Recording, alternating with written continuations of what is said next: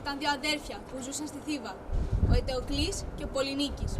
Ο Πολυνίκης έκανε πόλεμο κατά του αδερφού του που είχε ήδη ανέβει στο βασιλικό θρόνο, τον οποίο δικαιόταν και ο ίδιος, αλλά ο Ετεοκλής δεν ήθελε να το μοιραστούν. Στη μονομαχία τους σκοτώθηκαν και οι δύο, ενώ έμειναν ζωντανές οι δύο αδερφές τους, η Αντιγόνη και η Σμήνη.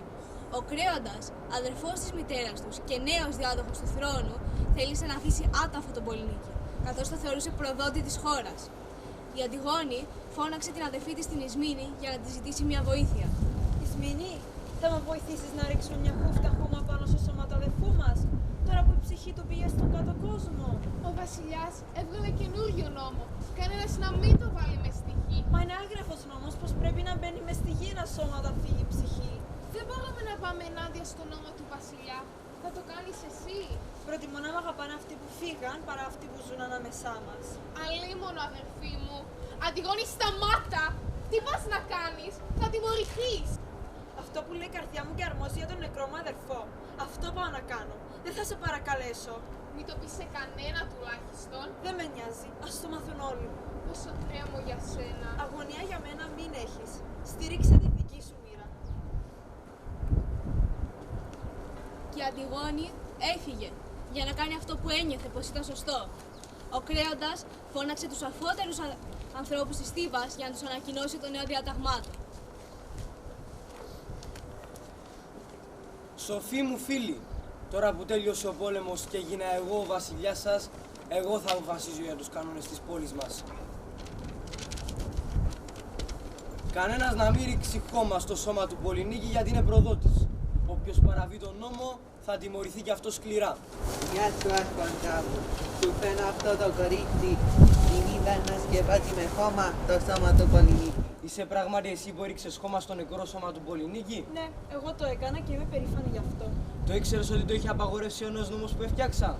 Ναι, το ήξερα. Μα νιώθω πως η αγάπη για τον αδερφό μου είναι πιο δυνατή παρά η αγάπη για τον νέο νόμο που μόνος σου αποφάσισες.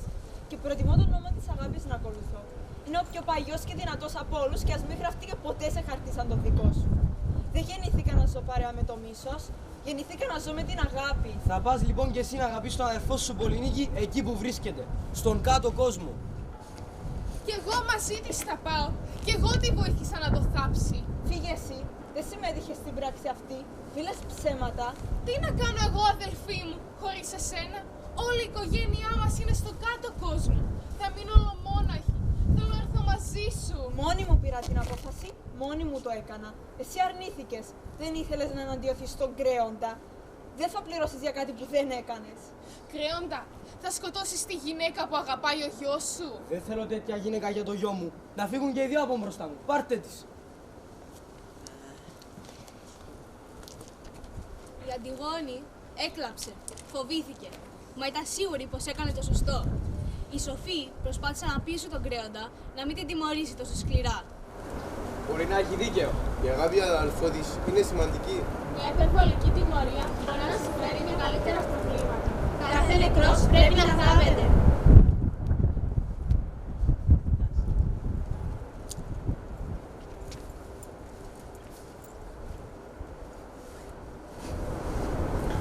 Καρπέρα σε σέβομαι, αλλά σκέψω καλύτερα.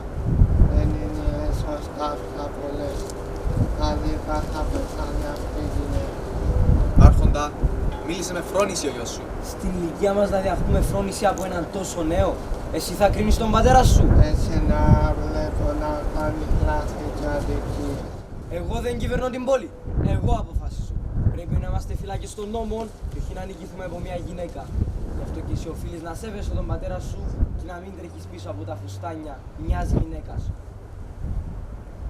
Δεν πρόκειται να την μαντρευτείς. Διατάζω να πεθάνει αμέσως η Αντιγόνη.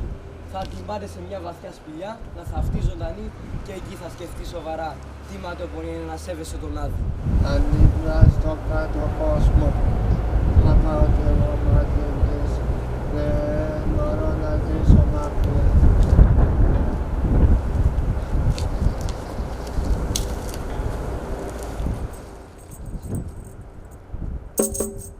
Έρωτα, ανήκειτε στον πόλεμο.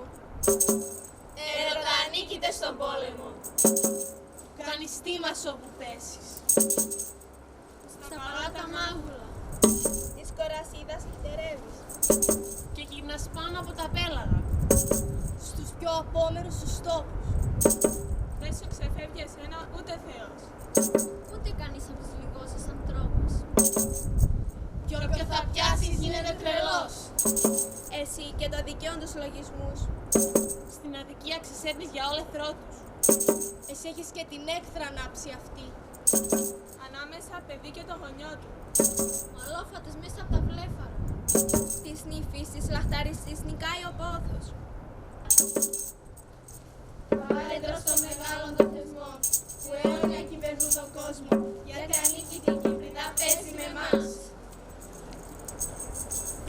Ο Κρέοντας δεν άλλαξε γνώμη ούτε μετά από όσο το είπε ο γιος του.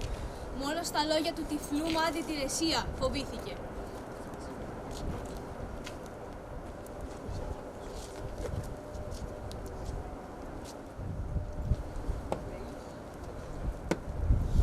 Κρέοντα, τα λάθη είναι ανθρώπινα. Το πείσμα πιάνεται για ανοησία. Μπορείς να επανορθώσεις. Έλα λοιπόν, δείξε κατανόηση στον πεθαμένο.